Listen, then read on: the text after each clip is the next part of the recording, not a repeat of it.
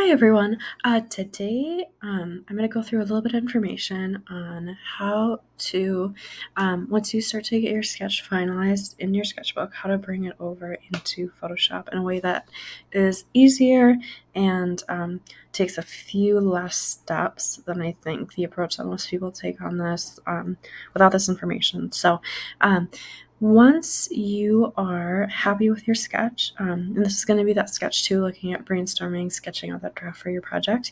If you're still working on that, that's fine. For today, I would say probably try to have it wrapped by probably Monday. But for my people that are a little bit further along, have a composition in mind, and are getting closer to being ready to move this into Photoshop, we're going to go through that step today. So, first thing we're going to look at is essentially how to get that sketch onto the surface. So what we're going to do is we're actually going to use the camera that the surface has. So when you open up your file browser or your Windows bar, there's going to be an app called Camera. And obviously it is a camera. So with this, when you open it up, it'll either be set to either the front facing or the rear facing camera. If it is not the one that is, the one that's not facing you is the one you want. If it's not on that one, you're going to click this icon up here that has that change camera. And then what you're going to do is you are going to get your sketch set up at your spot, and then you're going to photograph it. With this, I would say try to take a fairly direct angle. Make sure that your lighting is fairly consistent, that you can see everything that you need to, and then you'll just hit that take photo when you're ready. Once you have that photo taken, then what we're going to do is we're going to locate that file and then start to bring it over into Photoshop. So the photo itself will automatically save. You don't need to do anything once you have that taken. You can get exited out. And where you're going to locate that is going to be in your file browser or your file explorer. You're going to go to Pictures. It'll be under Camera Roll. And then you'll locate those photos in here. With the photos itself, I would say unless you have a ton of extra information in the frame, I would say there's really no need to crop it at this point. We can end up doing that in Photoshop when we insert it in. But as long as the sketch quality is good, you can see everything you need to, I would say just leave it at that, and then don't worry about any of that surrounding space. So that'll be good to go. I'll get exited out of there, and then we're going to move over to Photoshop. And the first thing that we're going to do is we're going to start to set up our project file, looking at a couple settings that you want to make sure of as you're getting that set up, and then those steps of moving your sketch into your document. So once that opens up, you are going to go over to New File.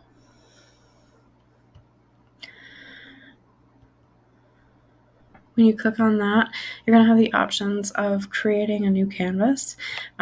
First thing I would like you to do is title it. What you title it is up to you,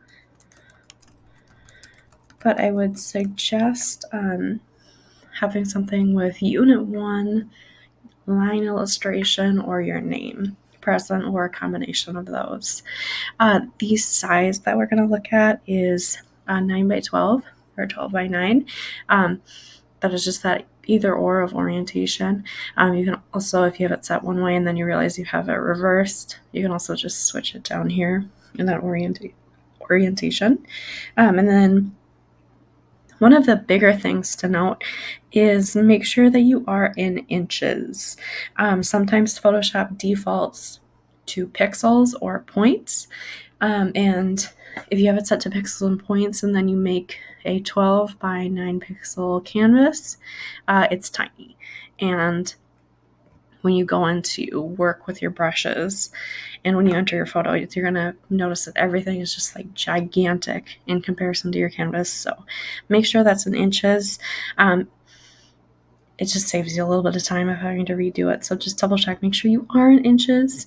Next thing that we'll look at is we want 300 pixels per inch for the resolution. This is going to be standard, industry standard, and artist standard for digital work. Color mode should be defaulted to RGB. That's fine to keep that for now.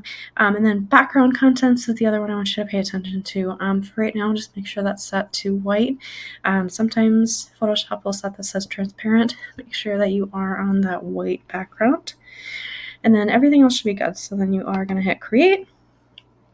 That is going to upload that canvas.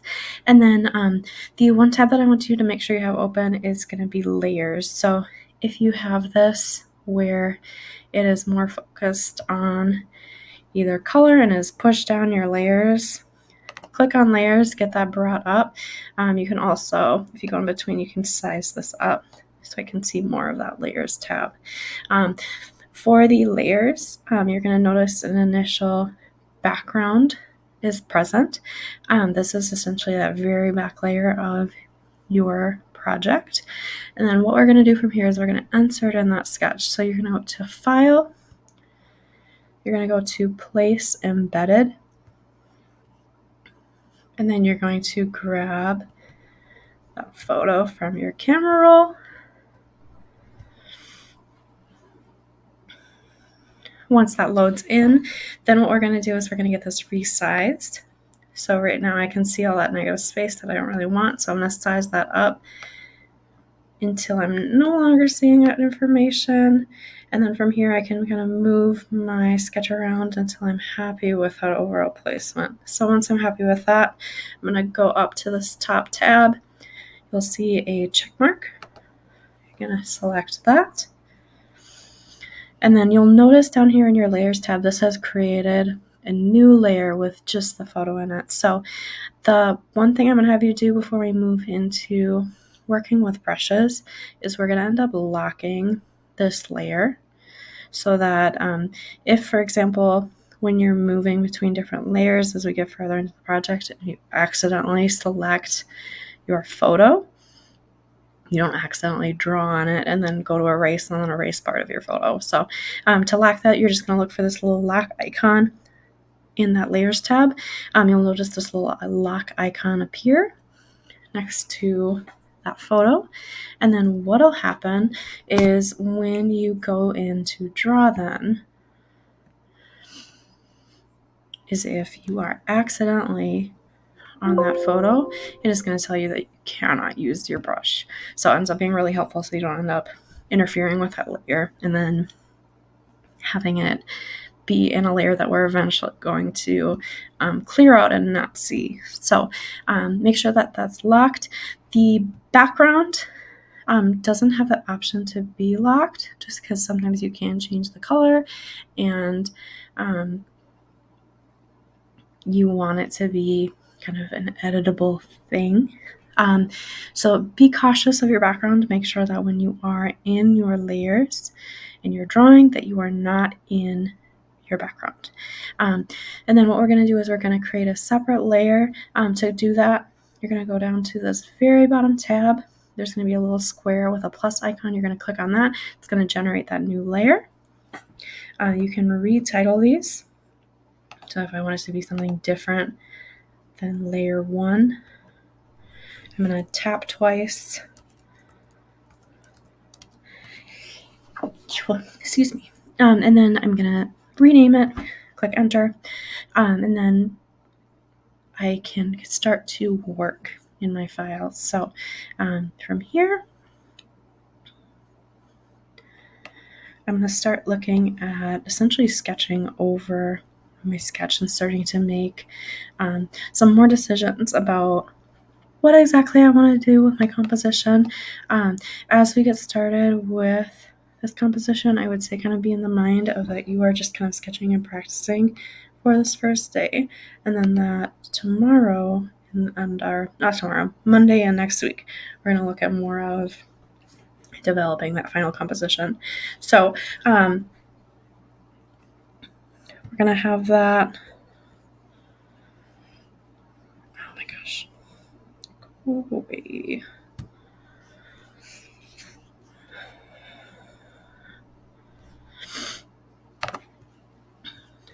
Okay, so when you have this sketch layer in, then what we're going to do is we're going to start using our brushes.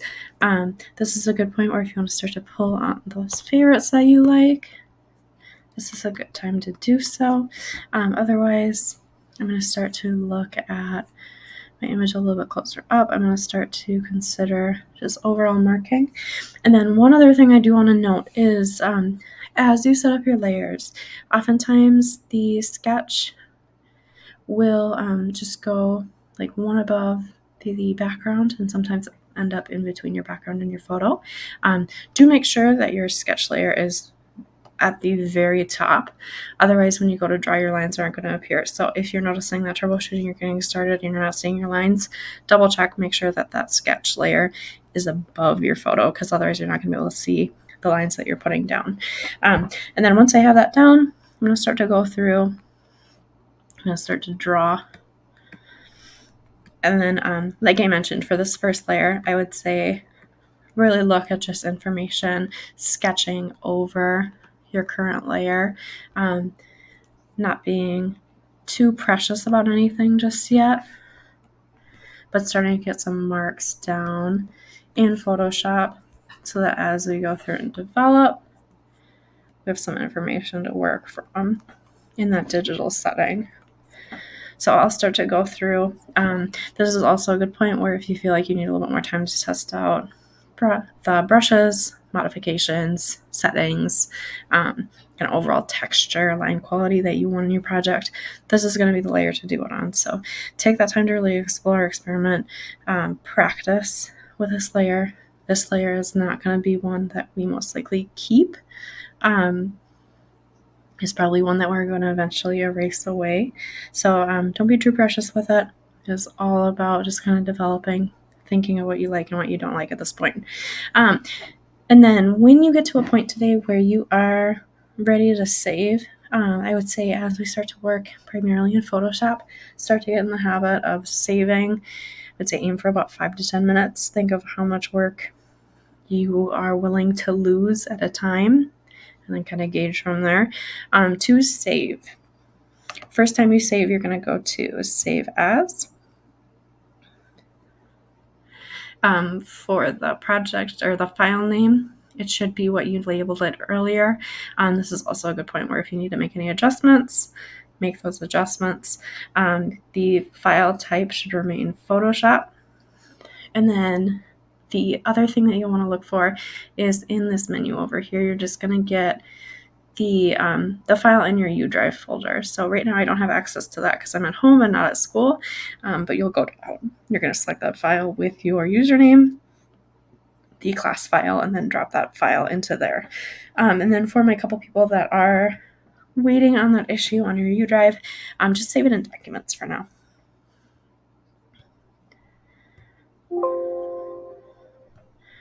I'm going to get that saved. And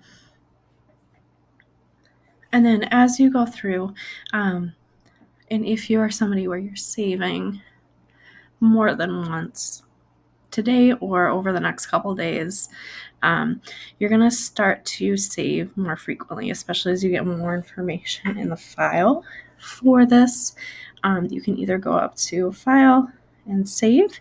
Additionally, if you're not sure if the file saved, when you go into this menu, if it has been saved and there's been no progress in the file, the save icon or the save option will be grayed out.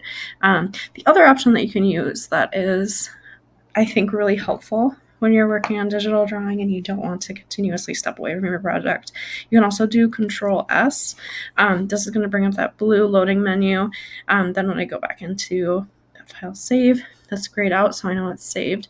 It can be a little bit quicker, especially when you get into the habit of saving more frequently. It saves you time and it allows you to essentially continue to work without having to continually pause to save as much, and then allows you to essentially work a little bit quicker. And then just when you have marks that you don't want to lose, or you're okay with, or you're not okay with losing, to save quite frequently. But that'll be it for today. We're going to be mainly looking at working in that first sketch layer, sketching on top of our sketch, looking at kind of general exploration, testing out what we like for this project. But that'll be it. Let me know if you have questions, but you are good to go.